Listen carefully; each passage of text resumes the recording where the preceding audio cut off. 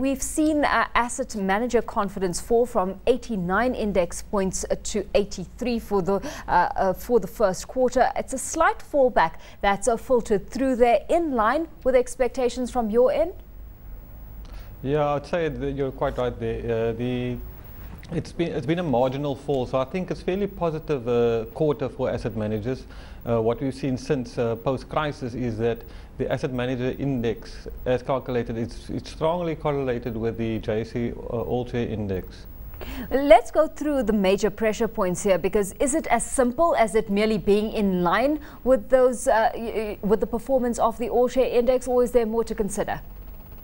No, there's much more to consider. I mean, the index really doesn't measure performance, key performance areas. What it does measure is business fundamentals for asset managers, and that is the inflows from institutional customers, from retail clients, as well as their profit, their expense ratios, etc. So we look at, from an index perspective, we look at what the asset managers are experiencing from an income statement and balance sheet perspective, and obviously the performance, because the asset in the asset management industry, you're closely linked to the JSE.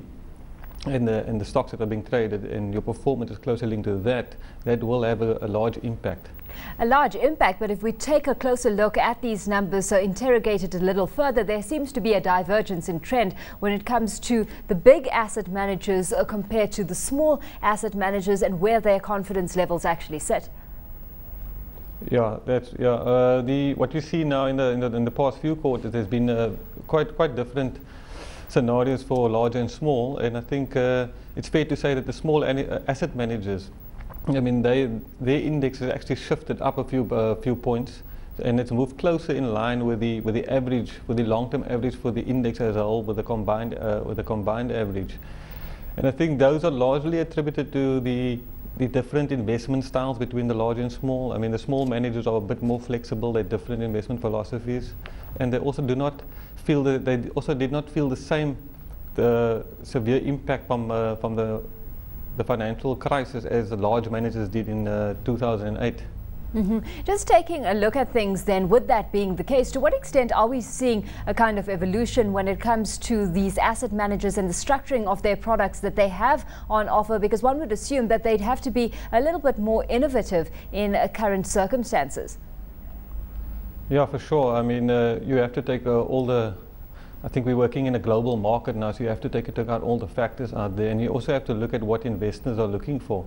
From the index, what we've seen is that retail investors are really looking towards, there's a stronger appetite for global foreign exposure. I mean, and that is it's twofold. On the one side, you have a strong rand, and as well as you're seeing this probably significant opportunity in the offshore markets. So if the rand increases or weakens by 10%, you've already made 10% on your investment. That's without the return in the offshore market. Of course, that a little bit more within the asset manager's control, a revision of strategy and product offerings. A little less so, though, is the kind of increases we're seeing in the cost base, and that's really exerting pressure on performances as a whole. How do you see the new regulatory frameworks that we're seeing being introduced coming to bear moving forward? We've got the Consumer Protection Act and then the New Companies Act, just amongst some of the new requirements that are proving to be a little bit onerous from a cost perspective for companies like these. Yeah, asset managers, they're not immune to these cost implications because of new regulatory changes, and I think even more so, given that they operate in a regulated environment. It's not only just those two acts, there's other acts that regulations like Regulation 28 from the Pension Funds Act has been revised. There's been the new Collective Investment Schemes Act is put on more regulation has been included. So asset managers have to sit and see how all these acts or how does it affect the reporting, and how they manage their clients as well, and then they have to make changes to either adding new personnel, adjusting their systems so that they can report in terms of these acts. Any indication then, Chris, of how these asset managements, or what these asset managers are feeling about the road ahead? Yeah, I mean, we have a column in the index that asks the asset managers what they're thinking for the next quarter, and what the guys are saying, given the past quarter, looking ahead, I think the quarter, the fundamentals are sound, and they're still expecting positive results for the following quarter.